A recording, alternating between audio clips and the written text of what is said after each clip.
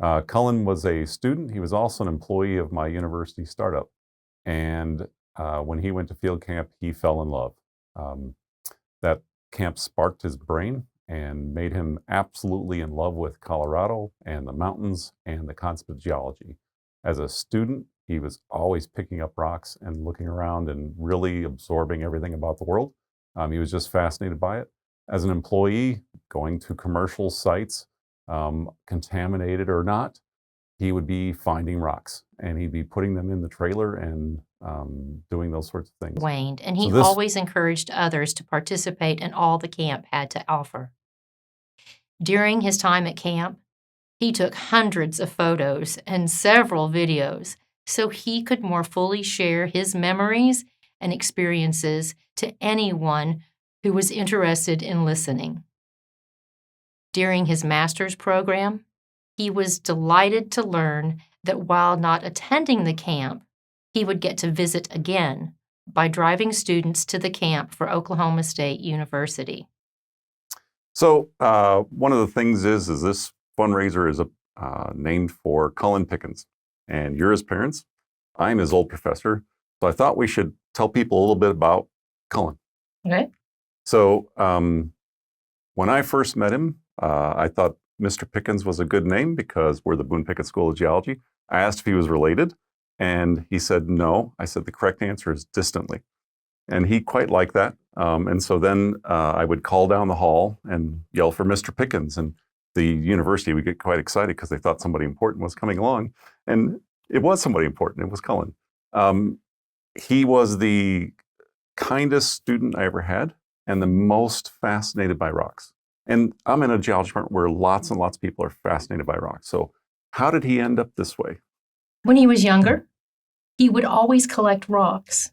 Do you know he actually wanted to be a child psychologist?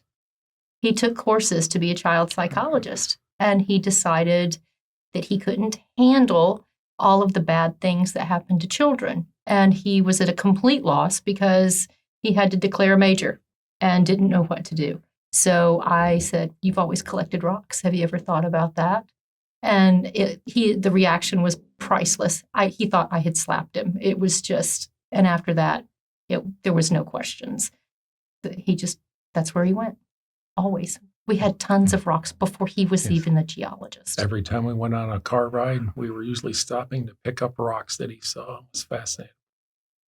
Well, my commercial side, we have to empty the trailer after every trip that he would go on for commercial work because the trailer would be full of rocks. Yeah. And he just loved it. I mean, you almost never see somebody just so in love with their work. And he was just fascinated. When he moved to Colorado, we placed in the U-Haul nearly 500 pounds of rocks that he had collected over that time. I said, "You have more weight in rocks than you do any other possession you have in your truck or this U-Haul." That was him. That was him. When we got the truck back, we were going through the things in the trunk, and I heard Robert laughing, and I walked out, and we found a giant, what it was supposed to be car engine equipment, oil, things like that, spare oil, was actually full of rocks.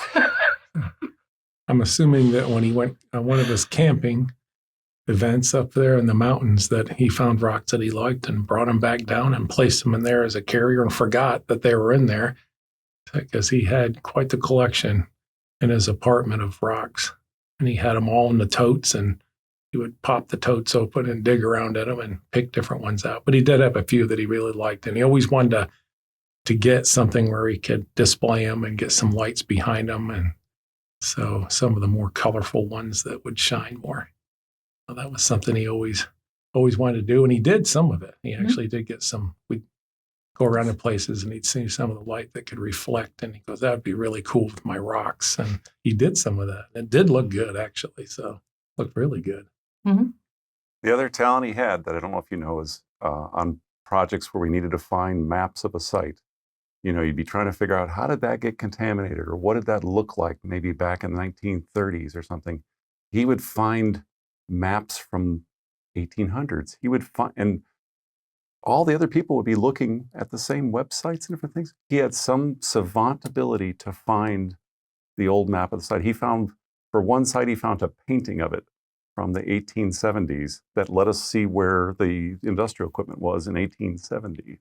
He just had this really great skill, and I think it was because of his fascination. He got that skill from his mother because she's great when it comes to searching and trying to find something. She can find things. I'm like, where did you come across that? I never found that. So he definitely inherited that from his mother, finding the things that like that.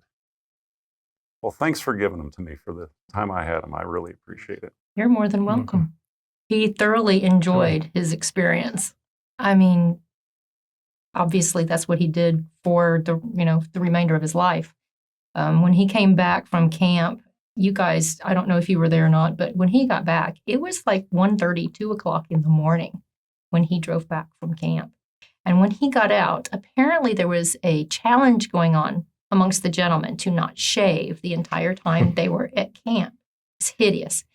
But even with this huge scruffy beard, he was glowing. It was 2 o'clock in the morning, and he's like, Mom, it was the best thing ever. This is what I'm going to do, and I'm going to live in Colorado while I do it.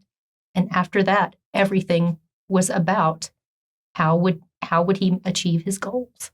So it was the field camp that actually narrowed all of those options down into one thing.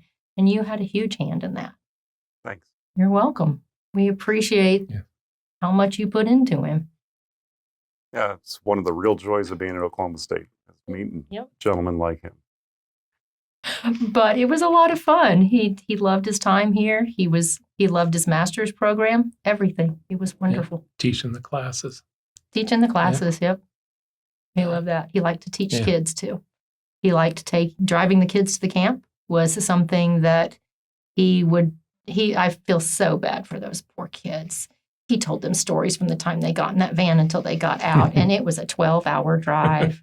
And I'm sure that they were ready to be rid of him at the end of 12 hours. So he told them everything. Yeah. But we really appreciated everything OSU has done for.